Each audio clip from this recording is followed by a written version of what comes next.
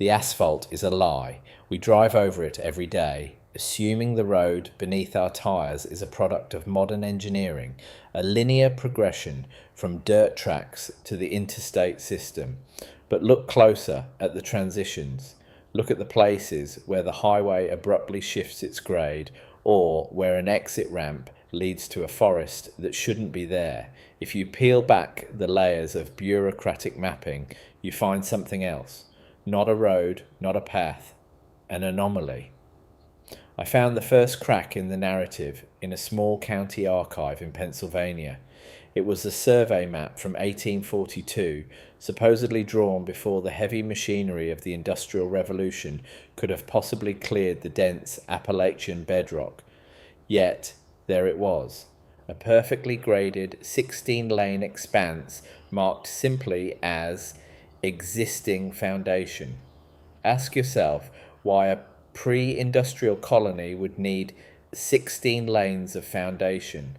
Ask yourself why the modern highway, built a century later, curves sharply to avoid it, even though the straight path would have been more efficient.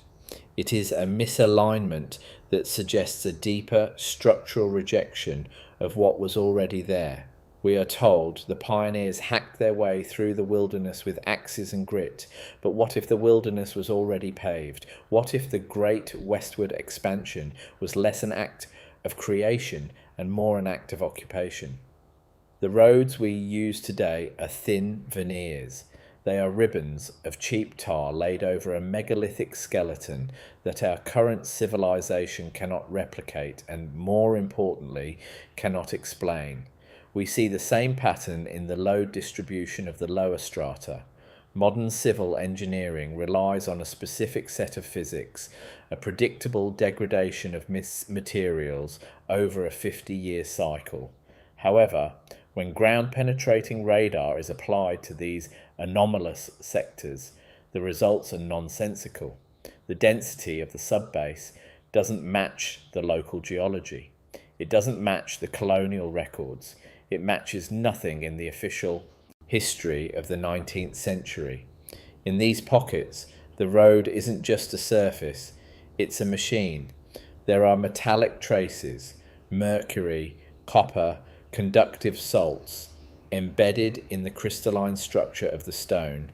This was not a route for wagons, this was a circuit. When the Federal Aid Highway Act of 1956 was signed into law, it wasn't just about connecting cities, it was about burial. It was a massive, continental-scale project of institutional erasure. They didn't build the highways to get us from point A to point B. They built them to ensure we never saw what was beneath point A. The grid was laid down with a frantic, desperate energy, as if the surveyors were racing against a clock we aren't allowed to see. If you follow the ley lines of the old Tartarian infrastructure, you realise the modern highway system is a series of patches, a desperate attempt to stitch together a world that was torn apart by a global cataclysm that the textbooks refuse to name. What if the mud flood wasn't just a metaphor for cultural decline, but a literal geological event that the roads were designed to survive? The grade of these ancient foundations suggests a mastery of fluid dynamics that we are only now beginning to grasp. They aren't flat, they are slightly convex, designed to shed massive amounts of sediment without eroding the core structure. Not a road for a car, not a road for a horse, a road for an era of environmental upheaval. Yet, the official maps show these areas as impassable terrain until the mid-20th century. This is the hallmark of institutional gatekeeping. If the evidence doesn't fit the timeline, the evidence is paved over. They call it progress. They call it urban renewal. But look at the interchanges. Look at the way a cloverleaf often centres on a demolished star fort or a lunatic asylum that looks suspiciously like a power plant. The highways serve as the connective tissue of a lie. They are the scars left behind by a surgical removal of our collective memory. We are the inheritors of a ghost map, driving blindly over the ruins of a civilization that understood the earth in ways we are forbidden to remember. The silence of the archives is the loudest evidence of all. Try to find the original engineering blueprints for the bridges that predated the interstate. You will find they have been lost in fires or purged during departmental consolidations. The engineers who worked on these projects often died in obscurity or were moved to different jurisdictions before their work was complete. It is a pattern of compartmentalization. One man paves the mile, another man marks the map, and neither is allowed to see the whole. But when you look at the aerial photography of the 1930s, before the massive terraforming of the 1950s, the ghost roads are visible. They are vast, white lines cutting through the desert, leading to nowhere, or rather, they lead to places that have been scrubbed from the digital globe. Not an error, not a mass glitch, a redaction. We are living in the ruins of a much larger world, a world where the roads didn't just connect cities, they connected energy nodes. The asphalt is the insulation. It keeps the ground silent. It keeps the frequency of the old world from reaching the wheels of the new one. Consider the geometry of the dead ends. In every major American city, there are arterial roads that terminate abruptly at massive, windowless government buildings or suspiciously large parks. These are the capped veins of the Tartarian network. They are the points where the old world could not be integrated into the new, and so it was amputated. If you walk these dead ends, you feel a shift in the air, a static charge, a sense that the space you are standing in is older than the concrete suggests. The authorities tell us these are quirks of zoning, the messy reality of urban growth. But what if the growth was orchestrated to hide the skeleton? What if the very concept of private property along these corridors was a legal fiction created to prevent independent excavation? You cannot dig where you do not own, and you cannot own the history that lies beneath the transit authority's jurisdiction. It is a closed loop of control, not this, not that, something else entirely. We are being steered along a narrow path, physically and intellectually, while the truth lies inches beneath the surface, vibrating with a resonance we have been trained to ignore. As we move further from the urban centres, the patterns become even more erratic. In the rural heartlands, the scenic routes often follow ridges that make no sense for commerce. They are high, exposed, and built with a durability that far exceeds the needs of a local farming community. These are the remnants of the high-altitude transit system, a network designed for a world where the valleys were flooded or uninhabitable. The scale of the stone blocks used in the culverts, hidden by overgrowth, is megalithic. They are fitted without mortar, utilizing the same acoustic levitation principles seen in the ruins of Baalbek or the Great Pyramid. Yet, the local historical societies will tell you they were built by a local stonemason in 1880. Ask yourself, could a man with a chisel and a mule move a 20-ton block of granite through a mountain pass during a blizzard? The narrative falls apart under the slightest weight of logic.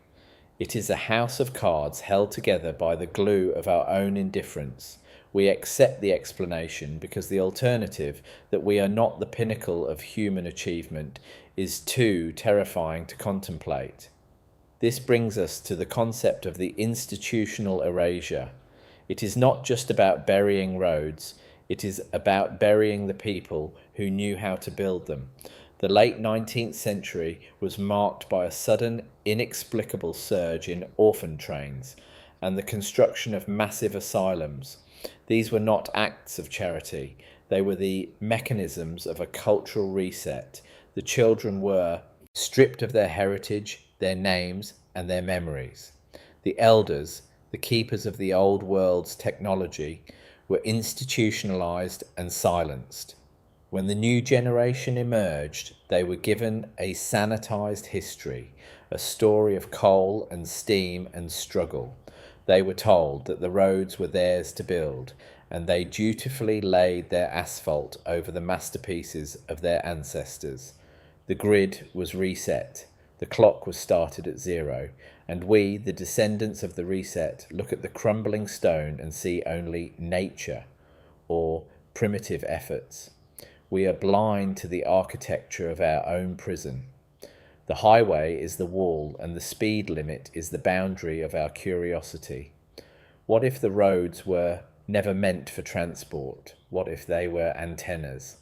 In the physics of the old world, the materials used in the roadbeds, the specific mixtures of limestone and quartz, acted as semiconductors. They were designed to harvest the telluric currents of the earth, providing a limitless, wireless power source for the cities they connected. This is why the modern roads don't connect. If you were to link the modern grid to the ancient one, the surge of energy would be catastrophic to our fragile, copper-based electrical systems. The interstate is a series of breaks. It is a broken circuit. The engineers of the 1950s knew this. They were instructed to use non-conductive materials to break the flow, to ensure that the free energy of the Tartarian era remained grounded and useless. It was a global decommissioning project disguised as a public works program. They traded our sovereignty for the convenience of the commute. They gave us the car so we would forget how to fly. The more you investigate, the more the geography of the modern world looks like a map of a crime scene. Every detour, every construction zone that lasts for decades, every environmental protection area that happens to sit atop a major junction of the old roads, these are all sites of active suppression. They are guarding the intersections.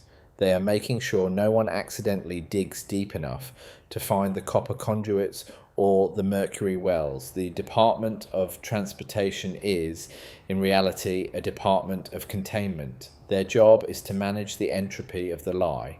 They wait for the old stone to crumble just enough that it can be replaced by something less significant, something more controllable. They are the gardeners of a wasteland, pruning the past so the present can grow in the shade of ignorance, and we pay for it.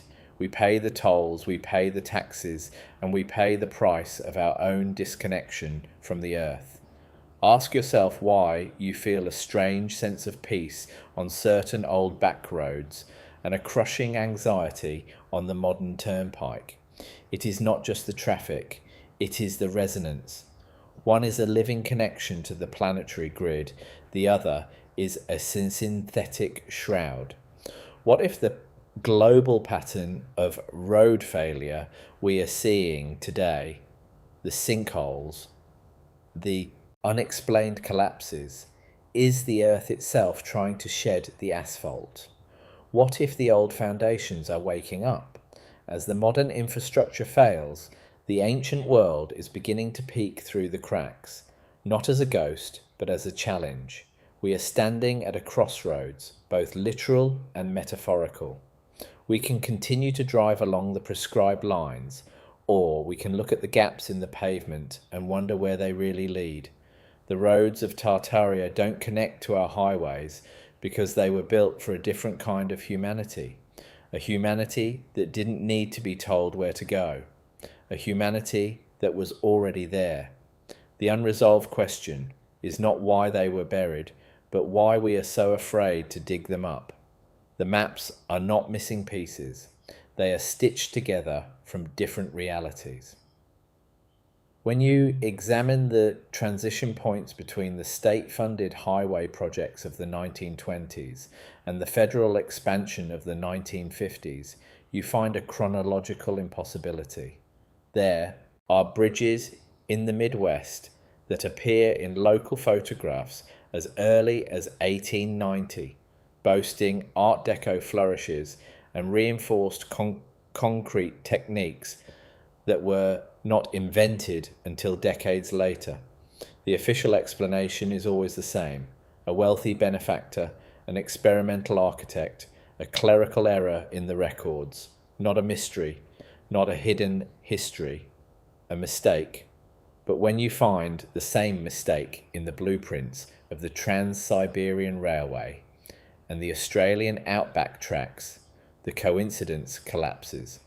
We are looking at a global standardized infrastructure that was already in place before the current empires claimed the land.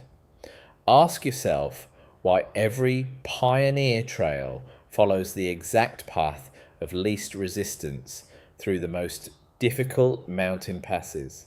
It wasn't woodcraft. It was the discovery of pre-existing embankments. The settlers didn't find a wilderness, they found a maintenance corridor. Institutional gatekeeping relies on the fragmentation of knowledge. The geologist sees the rock, the historian sees the deed, the engineer sees the load-bearing capacity. None of them are allowed to see the circuit. If you look at the chemical composition of the red beds found beneath the oldest sections of Highway 1, you find a high concentration of iron oxide and crushed quartz. In modern construction, this is seen as a stabilizer. In the pseudo-academic language of the old world, this is a resonant cavity. These roads were designed to vibrate. What if the low-frequency hum you hear when driving at high speeds isn't just wind resistance? What if it's the residual echo of a dormant power grid? The erasure trope is most evident in the way we treat ruins. We call them monuments if they are pretty, and we call them civil engineering if they are useful. But the roads of the Tartarian era were both. They were the veins of a living planet, and we have clogged them with the cholesterol of petroleum. Consider the great levelling. In the early 20th century, thousands of mounds, ridges, and stone causeways across the American continent were systematically bulldozed under the guise of agricultural modernization. They told the farmers it was for the plough. They told the city dwellers it was for the suburbs.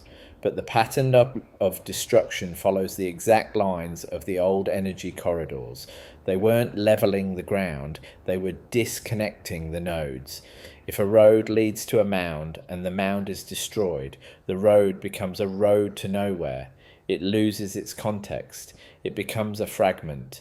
This is how you hide a civilization. You don't burn the books. You remove the table of contents. You leave the people with 1,000 disconnected pages and tell them they are looking at the whole story. What if the unorganized territories on our maps are actually the most organized places on Earth, kept vacant by law to prevent us from seeing the junctions that still work? The contrast of scale is the most disorienting part of this investigation. We are taught to think in terms of decades, but the infrastructure beneath us thinks in millennia. The load distribution of the lower strata suggests they were prepared for vehicles far heavier than any semi-truck. We are talking about weights that would crush modern asphalt like parchment. Not 10 tons, not 50 tons, thousands of tons, moving at speeds that would make our fastest trains look like they are standing still. The highways were the ballast for a maglev-style transit system that operated on atmospheric electricity. This is why the old tunnels are so perfectly arched, so unnervingly smooth. They weren't dug, they were vitrified. The rock was melted into glass by a directed energy source that the Smithsonian would tell you didn't exist until the 1960s. Ask yourself, why does a 19th century tunnel have no soot on the ceiling, no lanterns, no torches? It was lit by the very walls themselves. We are told the Dust Bowl was a natural disaster caused by poor farming, but look at the maps of the areas most affected. They align perfectly with the regions where the old roads were most aggressively excavated and stripped of their conductive layers. When you remove the grounding elements of a planetary circuit, the atmosphere reacts. The soil loses its ionization. The water table drops. The dust was the literal disintegration of a managed ecosystem that had been held together by the frequency of the roads. The institutional erasure wasn't just about history, it was about survival. They broke the world to take control of it, and then they blamed the victims for the mess. The New Deal wasn't a rescue mission, it was a salvage operation. They paved over the wreckage and called it a fresh start. Not a recovery, not a rebirth, a burial. If you study the layout of the beltways surrounding our major cities, you notice they never follow the natural topography. They are perfect circles or near-perfect ellipses. In the language of electrical engineering, these are induction loops. They are designed to contain the energy of the city, to keep the human battery from leaking its potential back into the wild. The Tartarian roads were linear. They were expansive. They moved energy outward. Our roads are cyclical. They are inward looking. They trap us in a loop of consumption and commute. Every morning, millions of people drive in circles, generating a kinetic friction that is harvested by the very foundations they are trying to escape. The gridlock is not a failure of design. It is the design. It is the slowing down of human potential to a manageable crawl. What if the national parks are actually the restricted zones where the old infrastructure is still fully intact? We are told they are preserved for their beauty, but why are the most scenic areas also the ones with the most missing persons cases? Why are the roads that lead into the heart of the wilderness gated and guarded by federal agents with military-grade equipment? Not for the trees, not for the bears, for the junctions.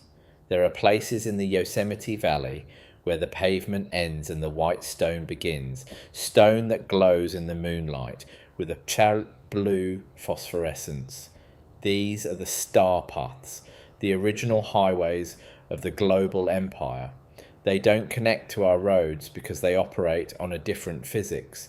They don't require fuel, they require alignment. And we are the most misaligned generation in history. The rhythmic sentence structure of our lives is dictated by the road. Stop, go, yield, merge. It is a linguistic conditioning. We have lost the ability to move in 3 dimensions because we are tethered to the 2-dimensional plane of the asphalt. But the old roads had depth. They had subterranean levels that carried water, data, and power simultaneously. They were multimodal arteries of a high-functioning organism. When the authorities began the process of separation, they filled the lower levels with concrete and sewage. They turned the veins into gutters. This is the ultimate indignity of the erasure trope, to take the most advanced technology on the planet and use it to carry away our waste. It is a psychological operation designed to make us loathe the very ground we walk on. Ask yourself why the interstate signs are shields. In heraldry, a shield is a symbol of protection, but it is also a symbol of a barrier. It marks the boundary of a fiefdom. Every highway is a corridor of jurisdiction where your rights are different than they are on the soil. You are a driver, a motorist, a legal fiction operating within a maritime admiralty framework.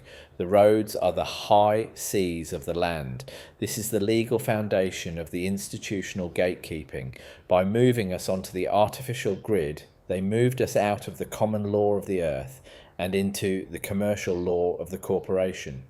The roads don't connect to the old world because the old world was free and the new world is a franchise, not a country, not a nation, a subsidiary. We are coming to the end of the asphalt era. The cheap oil is gone and the thin veneer of the 1950s is cracking. Underneath, the megalithic skeleton is waiting. It is patient. It has seen empires rise and fall, and it has seen the modern world try to pave over its greatness with a few inches of tar. The unresolved loop remains. Will we continue to patch the lie until the last road collapses, or will we have the courage to strip away the surface and see what was always there? The roads of Tartaria are not lost. They are just waiting for a humanity that is ready to drive somewhere other than where they are told. The question is not where the road leads, but who is allowed to ask. As the shadow of the overpass falls across the cracked pavement of the forgotten suburbs, we see the true nature of the urban exploration narrative. It is not a hobby, it is a reconnaissance mission. We are scouts in our own occupied territory, looking for the seams where the illusion fails. Every rusted rebar, every crumbling concrete pillar is a signpost pointing toward a reality that was suppressed but never destroyed. The staccato rhythm of the jackhammer in the distance is the sound of the system trying to silence the earth. But the earth is loud, the earth is deep, and the foundations of the old world are much stronger than the myths of the new one. What if the roads aren't just paths for travel, but the very memories of the planet itself, etched in stone and waiting for a reader? The technical terms of our existence, load distribution, structural integrity, zoning ordinances, are the spells used to keep us from seeing the magic. They give us the vocabulary of the mundane, so we cannot describe the miraculous. But when you stand at a four-way stop in the middle of a desert, where no two roads meet at 90 degrees, you feel the tilt. You feel the misalignment. You realize that you are standing on a hinge of history.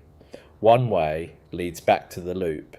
The other leads into the impassable terrain where the truth resides. Not this, not that. Something else. Something that hasn't been mapped since the last great reset. Something that is calling to us from beneath the wheels of our cars. Consider the high occupancy vehicle lanes.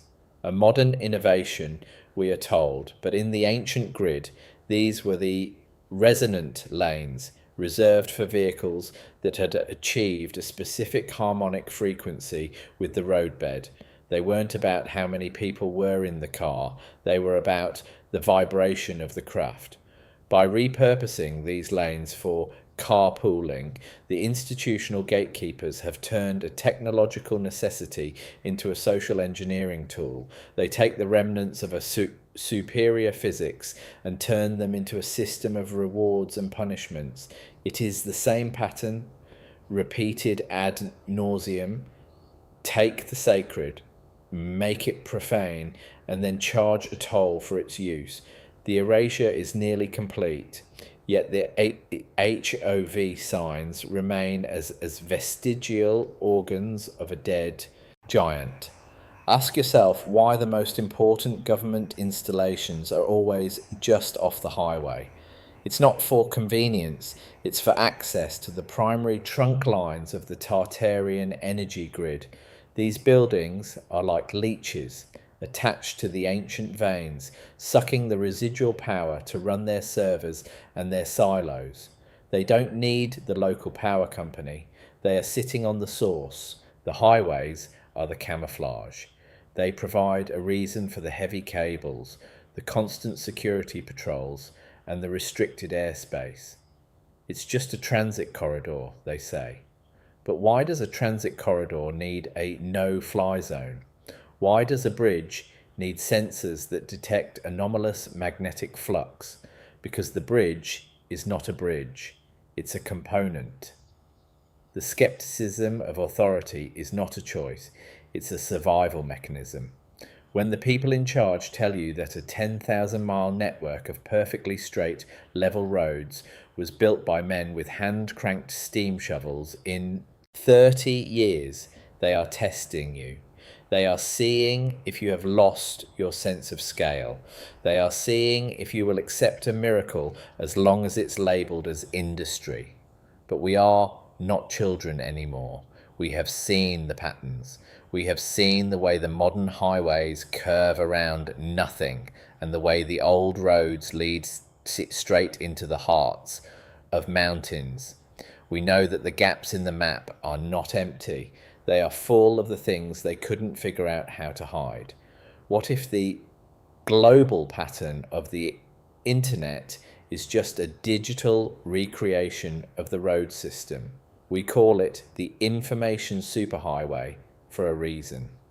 It is the same grid moved into a virtual space where it is even easier to monitor and control. The links don't connect to the truth any more than the highways connect to Tartaria. They lead you in circles from one approved node to another, while the deep web, the unmapped territory, and is treated with the same suspicion as the impassable wilderness. We are being paved over twice, once in the physical world and once in the digital. The institutional erasure is now multi-dimensional. As we look at the ruins of the 19th century world, the massive stone post offices, the grand train stations, the ornate courthouses, we see they are all built on the same foundations. They are the anchor points of the road system. They are the terminals, and yet we treat them as separate buildings, unrelated to the ground beneath them. This is the ultimate triumph of the investigative essayist perspective, to see the connection where others see only the object. The road is the building is the road, the city is the machine, and we are the fuel. But fuel can also be a fire, and a fire can burn away the asphalt. The sound of tyres on concrete is the sound of a record needle stuck in a groove. We are playing the same symphony of transit over and over, oblivious to the fact that the orchestra has been dead for a century. In the pseudo-academic language of the urban planner, we talk about right of way as if it were a legal grant from a benevolent state. But right of way is an ancient inheritance. It is a physical conduit of power that predates the very concept of the state. If you look at the old post roads of the eastern seaboard, they do not behave like colonial trails. They possess a rhythmic, mathematical precision in their elevation changes, a series of dips and crests that correspond exactly to the wavelengths of low-frequency radio. Not a road for speed, not a road for safety, a road for resonance. Ask yourself why the modern highway engineers spend billions of dollars to flatten these specific sections of the old grid. They tell us it is for fuel efficiency. They tell us it is for sight lines. But what if it is to break the wave? What if the ups and downs of the old world were the very mechanism that allowed vehicles to move without internal combustion? By flattening the road, they have silenced the instrument. They have turned a singing highway into a mute slab of gravel. We see the erasure trope most clearly in the Depression-era work projects. The Civilian Conservation Corps was not just a jobs program, it was a demolition crew. They were sent into the national forests to improve the trails.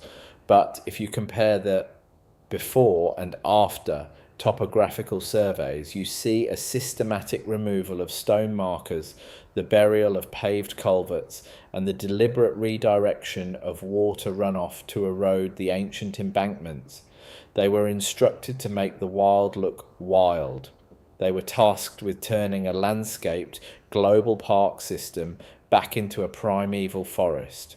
This is the hallmark of the revisionist documentary, the realization that the nature we admire is a carefully curated ruin. The pioneer journals speak of finding open parklands and vast cleared meadows stretching for hundreds of miles. Within 50 years, those meadows were choked with protected forests. Not a natural succession, not a biological shift, a tactical concealment. The trees are the camouflage for the roads that the institutional gatekeeping cannot afford to maintain and refuses to acknowledge. Consider the mere mystery of the mile markers. In the old world, the distance between nodes was not measured in arbitrary units like miles or kilometers, but in the golden ratio. The placement of the original stone milestones, most of which have been removed or replaced by green metal signs, followed a fractal pattern. If you plot the original coordinates of the 18th century markers, they form a geometric web that covers the entire continent. This web does not align with our political borders. It aligns with the magnetic poles. This is the technical term that the textbooks avoid, geodetic alignment. The Tartarian roads were not built to connect markets. They were built to stabilize the crust. They were the stitches in the skin of the world. When we tore them up to lay the interstate, we began the process of tectonic instability that we now blame on climate change. The road is not just a surface, it is a structural component of the planet's equilibrium, and we are driving on the cracks. The institutional gatekeepers have a specific name for the people who notice these things: anomalists. It is a dismissive term meant to relegate the investigator to the fringes of pseudoscience. But ask yourself, is it pseudoscience to observe that a bridge built in 1840 has survived 20 major floods, while the modern replacement built in 1998 collapsed during a summer storm? There is a fundamental difference in the load distribution of the materials. The old stone was grown, not quarried. It is a geopolymer, a liquid stone that was poured into forms and allowed to crystallize in alignment with the local magnetic field. This is why it doesn't crack. This is why it doesn't erode. The modern concrete is a dead material, a brittle composite that fights against the earth. The old stone is a living part of the earth. The contrast of scale between the two is the contrast between a cathedral and a cardboard box. We are living in the box, and we are told it is a palace. What if the detours we encounter are not temporary? In the philosophy of the open loop, a detour is a permanent redirection of consciousness. Since the 1970s, the Highway Trust Fund has been used to systematically bypass the oldest, most energetically active sections of the grid. They move the traffic a mile to the left, a mile to the right, and then they let the old road return to nature. But it doesn't return to nature. It remains there beneath the weeds, still vibrating, still waiting. If you find one of these abandoned stretches, walk to the center of it and wait. The silence is different there. It is a heavy, pressurized silence. It is the feeling of a disconnected wire that still carries a ghost charge. Not a road, not a path. A memory of power. The institutional erasure can hide the map, but it cannot hide the feeling of the ground. The staccato sentence structure of our modern travel, start, stop, toll, exit, is designed to prevent us from achieving a state of flow. Flow is the enemy of control.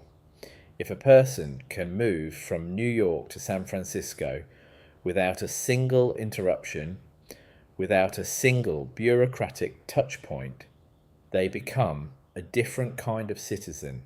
They become a free man of the land. The Tartarian system was a system of flow. Our system is a system of friction. We are taxed on our friction. We are monitored in our friction. The highways are the checkpoints of a continental scale prison yard, and the guardians of the road, the state troopers, the camera arrays, the license plate readers, are there to ensure that no one finds the off-ramp to the old world? What if the exit you missed wasn't just a turn, but an escape? Look at the truck stops. These massive neon-lit islands of plastic and grease are always located at the intersections of the old ley lines. They serve as grounding stations. They are designed to dissipate the high-frequency energy that the long-haul drivers accumulate while travelling over the ancient foundations. The coffee, the cigarettes, the radio, these are all sensory dampeners. They keep the drivers in a low vibrational state, ensuring they don't notice the strange lights in the desert or the way the road seems to stretch and contract in the moonlight.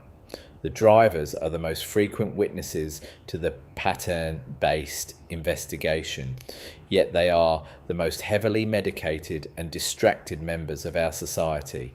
They see the erasure every night, and they are taught to call it highway hypnosis, not a trance, an awakening. The skeptical of authority narrator must ask, where does the money go?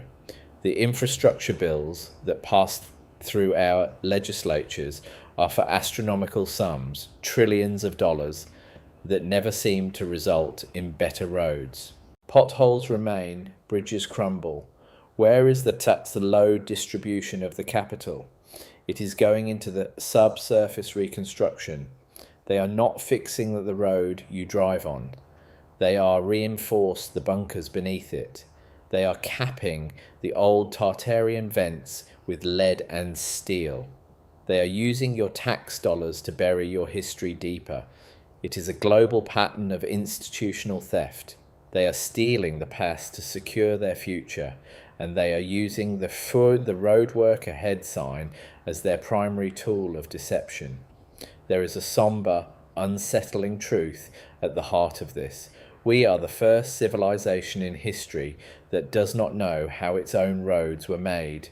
We can build a silicon chip, but we cannot replicate the Roman concrete that sits beneath the streets of London, or the Inca roads that scale the Andes without a single switchback.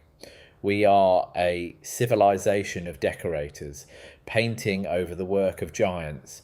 Not this, not that. Something else. Something that was here before the Great Reset of the 1800s. Something that will be here long after the asphalt has turned back into dust. The skepticism is not about the road, it is about the authority that claims to have built it. What if they are just the squatters in the ruins? The rhythmic, pseudo-academic language of the investigative essayist leads us to a final provocative thought. The roads are not for us. They were built for something else, something that moves differently, something that sees the world not as a series of destinations, but as a single, unified field of energy. When we drive, we are using a sacred geometry for a profane purpose. We are using a supercomputer to crack walnuts, and the system knows it. They are terrified that one day we will stop driving and start listening. They are terrified that the unresolved philosophical open loop will finally close, and we will realize that we don't need the road to get where we are going. We are already there. We have always been there. The road is just the reminder of what we have forgotten. As the dusk settles over the interstate, the red tail lights look like a slow-moving river of blood. It is the life force of a blind society flowing through the artificial veins of a dead empire. The urban exploration continues, not in the abandoned buildings, but in the very lanes we travel. Every mile is a question. Every bridge is a challenge. Every dead end is a lie. The roads of Tartaria do not connect to modern highways because they cannot be contained by them. They are the forbidden knowledge that lies beneath our feet, vibrating with a frequency that no amount of asphalt can ever fully silence. The investigation is not over. It has only just moved beneath the surface. Ask yourself, why does the GPS occasionally glitch in the exact same spots every time? Why does the blue dot wander into the trees, following a path that isn't on the map? It is because the satellites are still tracking the old grid. The bare digital architecture of our world is still synchronized with the Tartarian foundations, even if our physical architecture has been sabotaged. The satellites see the existing foundation that the 1842 survey map tried to warn us about. They see the 16 lanes of white stone hidden beneath the forest floor. The glitch is not an error. It is a moment of honesty from a machine that hasn't been programmed to lie yet. What if the smart roads of the future are just a desperate attempt to recapture that lost synchronization? They want to put sensors in the pavement to communicate with the cars. They are trying to build a digital version of the acoustic levitation that once moved the world, but they are building it on a foundation of sand. They are trying to replicate the spirit of the road with software. It will fail. It must fail. Because the road is not a product. It is a relationship. It is a dialogue between the earth and the traveller. And you cannot have a dialogue with a corporation. You can only have a transaction. The sombre tone of this investigation reflects the magnitude of our loss. We have traded our wings for wheels. We have traded our star paths for expressways. We have traded our history for a commute. But the skepticism remains, the intellectual provocation remains, and the forbidden knowledge is still there, tucked into the corners of the institutional erasure. All it takes is one crack in the pavement, one stone out of place, one investigator who refuses to look away. The patterns are everywhere. The global pattern of suppression is failing. The roads of Tartaria are calling, and they don't care about your destination. They only care about your direction. As we conclude this part of the narrative, we are left with a single unsettling image, a highway that leads into a mountain, and a mountain that is not a mountain, but a buried city. The road doesn't end, it enters, and the gatekeepers are standing at the entrance, telling us to turn around, telling us there is nothing to see, telling us to follow the detour. But we have seen the load distribution. We have seen the crystalline structure. We have seen the lie, and we are not turning back. We are just getting started. The red asphalt of the colonial era was not a choice of aesthetic, it was a choice of conductivity. If you look at the chemical analysis of the pioneer roadbeds in the high desert of Nevada, you find a concentration of cobalt and manganese that rivals modern industrial alloys. Not a path for a wagon, not a trail for a scout, a transmission line. Ask yourself why the modern highway system, the Dwight D. Eisenhower National System of Interstate and Defense Highways, was designed with such specific vertical clearances. They tell us it is for the transport of nuclear missiles. They tell us it is for the logistics of a Cold War. But what if its defense in defense highways was defensive in a geological sense? What if the overpasses were built as dampeners, heavy concrete yokes designed to suppress the rising frequency of the Tartarian nodes? The institutional erasure is not merely historical, it is structural.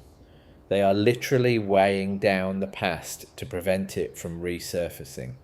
When you drive under a massive, unnecessarily thick concrete bridge in the middle of a flat plain, you are driving through a suppressor field. We see the pattern in the load distribution of the bypasses. In the pseudo-academic language of the Department of Transportation, a bypass is a way to alleviate congestion. In the reality of the investigative essayist, a bypass is an isolation ward. Look at the towns that were bypassed in the 1950s.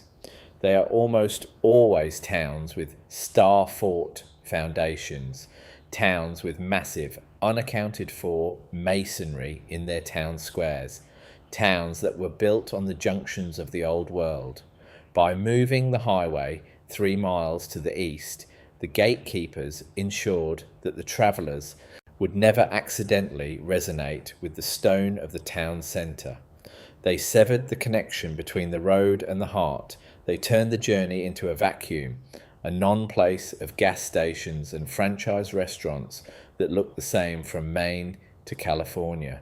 Not a culture, not a heritage, a simulation.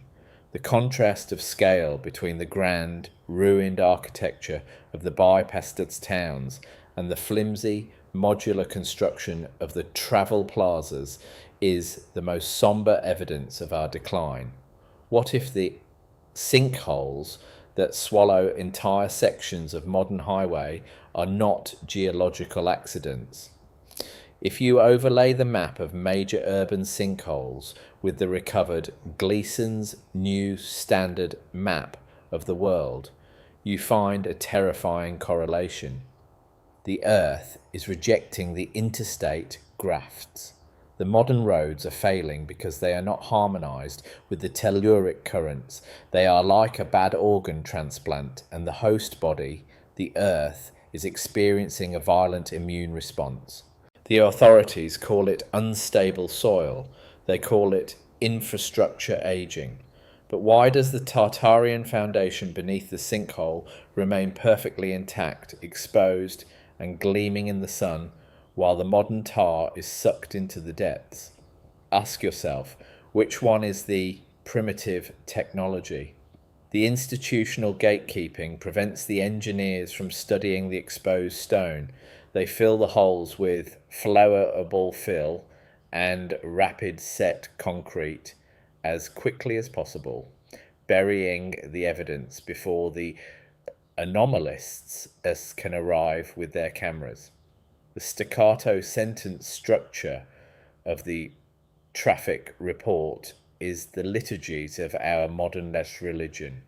Slowdowns, accidents, rubbernecking. It is a series of distractions as designed to keep your eyes on the bumper in front of you and away from the horizon. But if you look at the horizon in the Great Basin, you see the ghost highways. They are perfectly level embankments that cut across the salt flats, visible only when the sun hits them at a specific angle. They lead to the restricted areas of the Nevada test site. They lead to the places where the old world was vaporized to test the weapons of the new world. Not a coincidence, not a random selection of land. They chose the sites of the most powerful Tartarian junctions to detonate their bombs, attempting to cauterize the grid. The craters are the scars of a global lobotomy, and the highways we are allowed to use are the leading strings of our captivity. The skepticism of authority leads us to the museums of transport. Here, the erasure trope is on full display. They show us the Conestoga wagon and the stagecoach, and they tell us these were the primary modes of travel for centuries, but they never show us the internal blueprints of the vehicles. They never explain how a wooden wheel can survive a 1,000-mile journey over unimproved terrain without shattering, unless the terrain was already improved, unless the wagon was merely a shell, a primitive body placed on top of a sophisticated magnetic chassis that has been stripped and melted down. The museum is a morgue of the reset. They show us the bones, but they have hidden the soul.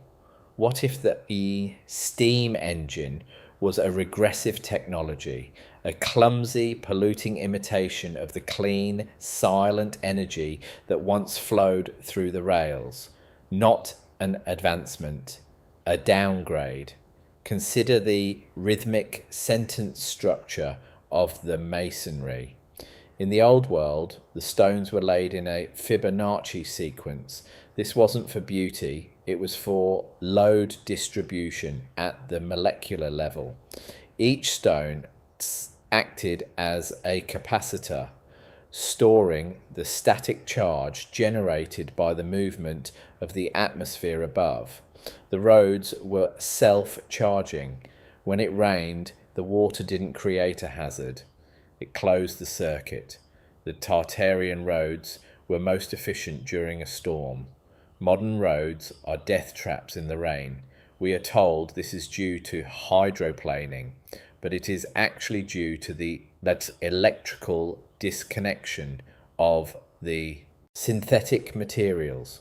We are driving on insulators.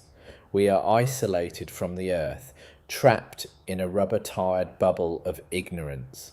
The somber, unsettling truth is that we are the only species that has disconnected itself from the planetary pulse. The investigative essayist must ask, what if the green energy movement is just a way to hide the reactivation of the old grid? They are putting charging stations in the exact locations where the old power wells used to sit. They are telling us the energy comes from wind and solar, but the infrastructure is being laid over the ancient copper veins. They are preparing to turn the lights back on, but they aren't going to tell us where the power is coming from. They will charge us for the sun while they harvest the earth. It is the ultimate institutional erasure, to take the free inheritance of humanity and sell it back to us as a subscription service. Not this, not that, something else. A corporate takeover of the planetary frequency. The urban exploration narrative takes us to the abandoned subways of Cincinnati and Rochester. These are not failed projects, they are intercepted projects.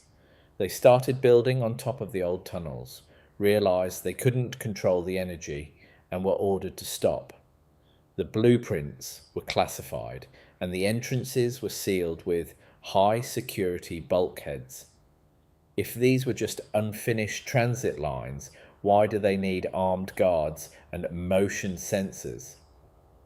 Because the tunnels don't end. They connect to the global hyperloop that our ancestors used to travel between continents in hours. The highways are the distraction, the tunnels are the reality, and the gatekeepers are terrified that someone will find the key to the subsurface gate.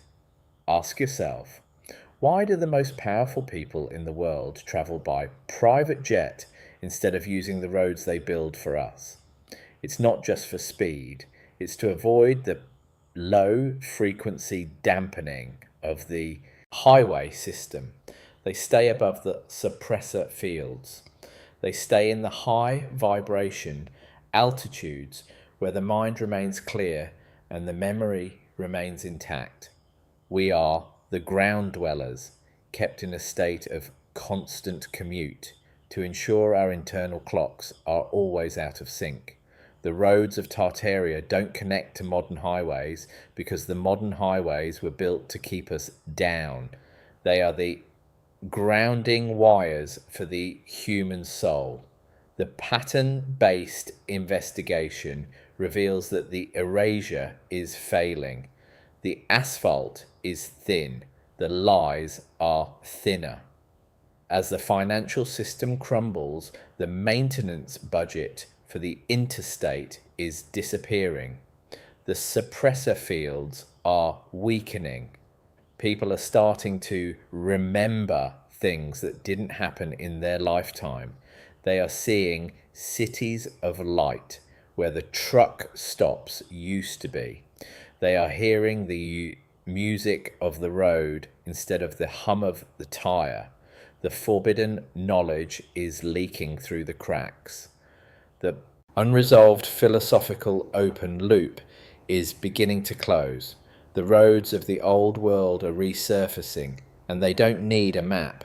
They are written in our DNA. As the sun sets over the Beltway, the investigator looks at the gridlock and sees it for what it is, a stalled engine of a dying era. The staccato rhythm of the brake lights is the heartbeat of a patient on life support, but beneath the concrete, something is stirring. The megalithic skeleton is waking up. The roads of Tartaria are not history, they are destiny. And the modern highway is just a temporary detour that is finally coming to an end, not a crash, not a collapse, a return. The transition from the open road to the restricted access zone is marked not by a change in terrain, but by a change in frequency. If you possess a high sensitivity electromagnetic field meter, watch the needle as you cross the perimeter of an Area 51 or a Dulce base. It doesn't spike, it drops. It hits at a set null point. This is the acoustic silence of the institutional gatekeeping. They have created localized zones of 0-point cancellation to mask the fact that the old Tartarian highways are still fully operational within these boundaries. While we are diverted onto cracked asphalt and forced into the pattern-based investigation of potholes, the elite move along the glass ribbons, subterranean transit lines that utilize the same load distribution principles as the megalithic cathedrals. Not a train, not a car, something else. A vacuum-sealed, superconductive transport that feeds directly off the planetary core. Ask yourself, why does the government own 80% of the land in Nevada if there is nothing there? It isn't for the sagebrush, it is for the junction. We must address the erasure trope of the scenic overlook. In every mountainous region, there are pull-offs designed for tourists to admire the view. But look at the orientation of these platforms. They are almost always positioned to direct the eye away from the artificial terracing of the opposite slope. If you ignore the designated view and look instead at the geology behind the guardrail, you see the tool marks. You see the precision-cut granite blocks that form the true spine of the mountain. These are the retaining walls of a global terraforming project. The modern road is a parasite, clinging to the side of a massive, ancient causeway. The institutional gatekeeping labels these as glacial striations or natural cleavage. But nature doesn't cut at right angles. Nature doesn't leave behind traces of copper-impregnated mortar. Not this naturalism. Not that geology. Something far more deliberate. The skepticism of authority is reinforced by the rhythmic sentence structure of the toll booth. Stop, pay, proceed, stop, pay, proceed. It is a ritual of submission. We are paying a usage fee to the corporations that stole the infrastructure from our ancestors. They didn't build the path. They just installed the gate. If you trace the ownership of the major private toll roads in America and Europe, the trail leads back to the same foundations and vanguard investment groups that manage the museums and the universities. They are the curators of the cage. They use the revenue from the roads to fund the erasure of the history of those very roads. It is a self-sustaining cycle of theft. The unresolved philosophical open loop is this: how can we be free in a country where we cannot move between cities without being tracked, taxed, and redirected? Consider the contrast of scale between a modern highway map and a star map. If you overlay the interstate system with the major constellations of the 17th century sky, the alignment is 98% accurate. The roads were not built to connect towns, they were built to anchor the stars. Each major cloverleaf interchange corresponds to a specific celestial coordinate. This is the technical term the engineers hide. Astrogeodetic mapping. The Tartarian civilization was a celestial one. They moved in harmony with the heavens. Our modern authorities have kept the grid but severed the meaning. They have turned a stargate into a traffic jam. They have taken the music of the spheres and turned it into the noise of the engine. And we, the investigative essayists of the ruins, are the only ones who can still hear the faint, sombre melody beneath the roar of the tyres. What if the mandatory GPS in every vehicle is not for navigation, but for frequency correction? The satellites are constantly sending out a signal that jams the natural resonance of the human brain when it passes over a high-energy Tartarian node. It keeps us in a state of lower beta brainwaves, the state of the worker, the consumer, the compliant citizen. If you turn off your electronics and drive into the dead zones where the signal cannot reach, the forbidden knowledge begins to surface. You start to see the shimmer over the old stone. You start to realize that the roads of Tartaria don't connect to modern highways because they lead to a different state of being. They are not horizontal paths, they are vertical ascensions. The pseudo-academic language of the civil engineer is the final barrier. They speak of pavement management systems and life cycle costs to make the destruction of our heritage sound like a logical necessity, but there is no logic in replacing a 1,000-year stone with a 30-year plastic. There is only institutional erasure. They are erasing the evidence of human greatness to make us easier to manage. If we knew we once built roads that could power cities, we wouldn't accept a world where we have to work 40 hours a week just to pay for gas. The skepticism is the spark. The investigation is the fuel. And the truth is the road that leads out of the simulation. As the 10th part of this script concludes, we stand at the edge of the asphalt sea. The staccato rhythm of the investigation has led us to the final breach. We see the gatekeepers for who they are, the custodians of a crumbling lie. The roads of Tartaria are visible now, even through the tar. They are the white lines that don't match the paint. They are the foundations that don't match the history. They are the open loop that will never be closed by an authority. The investigation doesn't end here. It begins here, under your feet, under your wheels, in the silence between the turns. Ask yourself, where am I really going? And more importantly, who told me this was the only way to get there? The narrative stops here. The evidence is laid bare.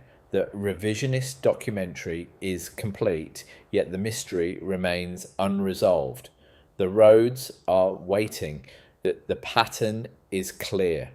The erasure has failed. We are the urban explorers of a world that was never lost, only paved over.